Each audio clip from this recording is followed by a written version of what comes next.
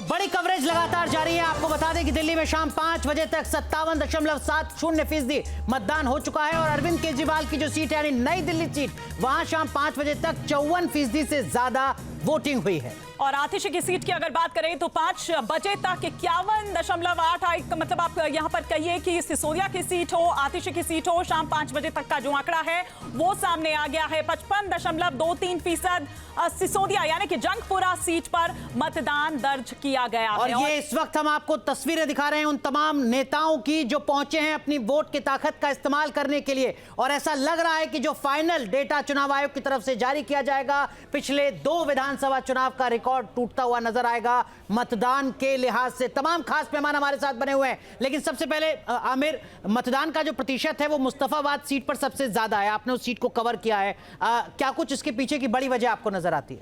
देखिए, वहां मुस्तफाबाद में जो समीकरण सामने आ रहे हैं वो साफ तौर पे दर्शाते हैं कि लोगों ने बहुत बढ़ चढ़ करके हिस्सा लिया है इस बार। और मैं आपको बताऊं कि जिस तरह से इस बार वहां के मुद्दों को लेकर के लोगों ने हमसे बातचीत की थी, वो साफ तौर पे वोटिंग के जरिए उन्होंने दिखाया है। तो सबसे ज़्यादा इस समय जो वोटिंग परसेंटेज दिख रहा है वो मुस्तफाबाद का ही दिख रहा है, क्योंकि वो मुस्लिम बहुल इलाका भी है और कड़ी टक्कर खासतौर पे चल रही है 3 नहीं 4 पार्टियों के बीच में। अगर हम बीजेपी की बात करें, MIM भी मुस्तफाबाद में अपने कैंडिडेट को उतारा हुआ है उसने, और आम आदमी पार्टी जो है आदिल अहमद वो भी खड़े हुए हैं। तो कहीं ना कहीं कड़ी टक्कर देखने को मिल रही है। और जी बिल्कुल, ओवैसी फैक्टर की मैं यहाँ पर बात करूं, वो तो इमोशनल दांव चलते हुए किस तरह से नजर आए। वो जो भी उनकी सभा रही, जो भी उनकी रैली रही, वो वहां पर दिल्ली दंगों का जिक्र करते हुए नजर आए, वो बच्चों का, पत्नी का हवाला देते हुए नजर आए और रिहाई की मांग का भी मुद्दा उन्होंने बनाया।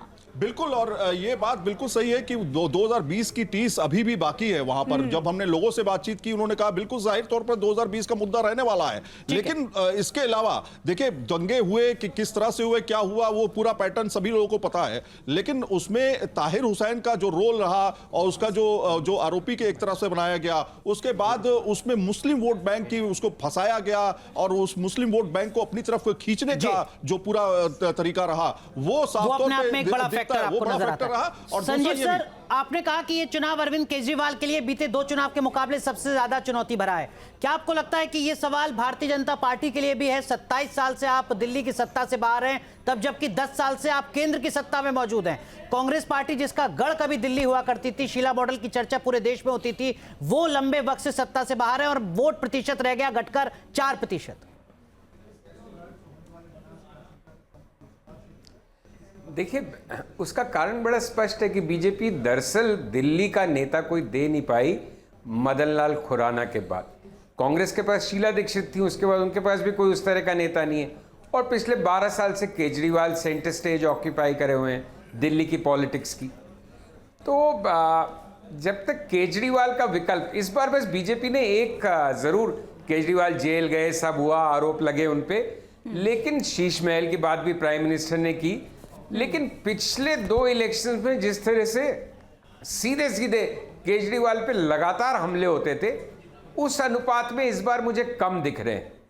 क्योंकि मुझे लगता है कि कहीं ना कहीं बीजेपी को ये समझ में आया कि केजरीवाल को जितना वो सेंटर स्टेज पे लाएंगे उतना केजरीवाल को फायदा होगा। ठीक है, तो केजरीवाल को अटैक करते हुए, शीश महल की बात करते हुए, शराब घोटाले की बात करते हुए भी बीजेपी मुद्दों पे चुनाव लड़ने का प्रयास कर रही है। लेकिन मैंने कहा, जैसे पहले कहा, चाबी कांग्रेस के पास है कि अगर वो 10% के ऊपर लाई तो आप खतरे में। एक बात जो मैं पहले कहना चाह रहा था अनुराग, कि मैं एनके साहब की इस बात से पूरी तरह सहमत हूं। देखिए, दिल्ली का मतदाता बहुत समझदार है, उसका अपना विवेक है, और जो चीज मिल गई वो तो जेब में गई, वो असर नहीं डालेगी। तो जो टैक्स रिलीफ है ना, इनकम टैक्स की, वो विधानसभा चुनाव का मुद्दा मुझे नहीं लगता बन पाएगी। यहाँ अलग मुद्दे रहेंगे, फ्री बीस का मुद्दा रहेगा, केजरीवाल अच्छा है या बुरा ये मुद्दा रहेगा, डबल इंजन हो कि नहीं ये मुद्दा रह सकता है, कांग्रेस को थोड़ा सहानुभूति वोट पड़े कि नहीं पड़े ये मुद्दा रह सकता है। लेकिन इनकम टैक्स रिलीफ तो हो गई ना, खत्म हो गई बात। गई। एक बार में विकास जी, जो बात यहाँ पर संजीव जी कह रहे थे कि मदन लाल खुराना के बाद बीजेपी कोई चेहरा इस तरह से नहीं दे पाई, लेकिन बावजूद उसके इस बार वो एक अलग ही कॉन्फिडेंस जो है उसमें वो अलग ही नजर आ रहा है। ये भी बात ठीक है कि अरविंद केजरीवाल की अगर बात करें तो वो हमेशा पहले पीएम को सीधा अटैक करते हुए नजर आते थे, लेकिन इस बार शायद बीजेपी ने ही उनका कद थोड़ा सा छोटा कर दिया कि वो रमेश बिधूड़ी और परवेश वर्मा तक सीमित कर दिया गया। जी बिल्कुल, देखें कि अगर नेता की बात की जाए तो मदन लाल खुराना या फिर साहिब सिंह वर्मा हुए, उसके बाद सुषमा स्वराज को आगे करने की कोशिश की गई थी, उनके नेतृत्व में विधानसभा चुनाव भी हुआ जिसमें बीजेपी को सफलता नहीं मिली, और उसके बाद से ही नेता के मामले में बीजेपी अपने ट्रैक से नीचे उतर गई, और तब से बीजेपी बहुत इस बात को लेकर परेशान है कि कोई एक चेहरा आगे आए। बहुत सारे एक्सपेरिमेंट किए गए, पूर्वांचली लोगों को भी आगे बढ़ाने की कोशिश की गई, फिर पंजाबी दाव खेला गया, बहुत सारी जो एक्सपेरिमेंट कह सकते हैं बीजेपी की तरफ से की गई, लेकिन अभी तक कामयाबी बीजेपी को मिली नहीं है, और वो बेचैनी इस विधानसभा चुनाव में भी दिखाई दे रही थी। यही वजह कि एक तरफ बांसुरी स्वराज को तो दूसरी तरफ परवेश वर्मा को रणनीति अपनी बनाती है क्या, ये अभी भी उसी में है? बीजेपी की इस बार की जो बात आपने कही कि जो बीजेपी ने देखा कि अगर हमारे पास नेता नहीं है तो हमारी रणनीति और नीति अच्छी होनी चाहिए जिस पर अरविंद केजरीवाल को घेर सकें। मधुरेंद्र, एक चीज आपसे भी समझना चाहूंगा, क्या इस पूरे चुनाव में पूर्वांचल का मुद्दा भी, पूर्वांचलियों का मुद्दा भी कोई फैक्टर बनकर उभरा क्या? देखिए, बिल्कुल पूर्वांचल का मुद्दा तो हर चुनाव में होता है, लेकिन कोई ऐसा सिंगल फैक्टर नहीं है जिसको लेकर देखा जाए कि ये पूर्वांचल के मुद्दे पर ये चुनाव जो है थोड़ा टिल्ट किया हो। हालांकि देखें, हम तो बीजेपी ने 4 सीटें मात्र दी पूर्वांचल के कोटे में, शायद 5 सीटें थी, 5 है, लेकिन 5वीं सीट को काउंट नहीं किया जा रहा है क्योंकि कहा जा रहा है कि कपिल मिश्रा जो है वो मध्य प्रदेश से बिलोंग करते हैं, पूर्वांचल में काउंट नहीं किया जाएगा। दूसरी तरफ आप देखिए तो आम आदमी पार्टी ने भी पूर्वांचल की सीटों की कटौती की, तो एक बड़ा मुद्दा नहीं बन पाया कि किसने ज्यादा दिया कितना कम किया। लेकिन सबसे बड़ा फैक्टर यह है कि जो पूर्वांचल का वोटर है वो किसके साथ इंटैक्ट रहता है। अगर वो आम आदमी पार्टी के साथ इंटैक्ट रहता है तो आम आदमी पार्टी का बेस वोट बना रहेगा और जाहिर तौर पर वो उसको एक लाभ पहुंचा सकता है। लेकिन जो फ्लोटिंग वोटर की हम बात कर रहे हैं, उस वोटर्स की बात कर रहे हैं जो लगभग 15 से 18% है, जो कि विधानसभा और लोकसभा में टैक्टिकल वोटिंग करता है, उसका वोटिंग परसेंटेज अगर बीजेपी की तरफ मूव करता है तो जाहिर तौर पे बीजेपी को बड़ा फायदा पहुंचा सकता है। और जो बढ़ता हुआ वोटिंग परसेंटेज है वो जाहिर तौर पे कह रहा है कि एक नया जनादेश दिल्ली देखेगी, एक नए तरह का हम देखें तो जो वर्डिक्ट है वो दिल्ली में सामने आएगा।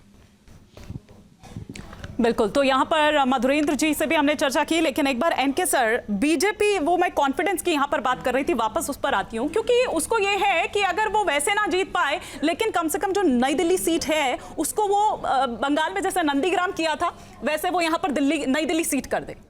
नहीं, वैसे ओवरऑल भी देखिए आप तो बीजेपी चुनाव लड़ती है तो बहुत शिद्दत से लड़ती है, और रिजल्ट के पहले उसका कॉन्फिडेंस आसमान पे होता है, वो नेवर से डाई स्प्रिट वाला तरीका होता है। उस समय देखने से लगता है कि बस स्वीप कर रही है बीजेपी।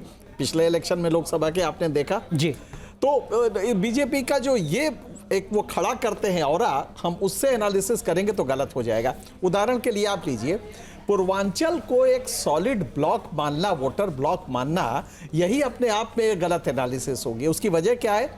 जो लोग अपने बिहार में एक साथ नहीं रह पाए वो यहाँ आके सर्वाइवल इंपरेटिव्स की वजह से क्या वो साथ रह पाएंगे? उसमें भी जाति होती है, यादव है, ठाकुर है, भूमिहार है, तमाम होते हैं। तो मुझे लगता है कि इसको मान लेना कि पूर्वांचल, क्योंकि पूर्वांचल एक जमाने में आपके साथ पूरी तरह खड़ा था, और उसकी वजह यह है कि बाई एंड लार्ज वो वर्किंग क्लास है जो नीचे के लेवल पे है। अगर उसको अरविंद केजरीवाल ने बिजली में छूट दे दी है तो अब वो उसका रहेगा, और ये वादा कितना मुकम्मल होगा ये भरोसा बीजेपी पे करना मुझे नहीं लगता। हाँ, एक ब्लॉक है, एक एरिया है, जैसे कि आप पूर्वी दिल्ली देख लीजिए, पूर्वांचल का एक बड़ा एरिया रहता है, वो इसलिए कि वहां सस्ते मकान मिलते हैं, लेकिन वो नेसेसरीली बीजेपी को वोट या किसी भी पार्टी को वोट देगा एक ब्लॉक के रूप में, इसकी संभावना है कि ये थोड़ा सा डाइसी है। न्यूज नेशन अब व्हाट्सएप पर खबरों की ताजा अपडेट के लिए न्यूज नेशन के इस QR कोड को स्कैन करें।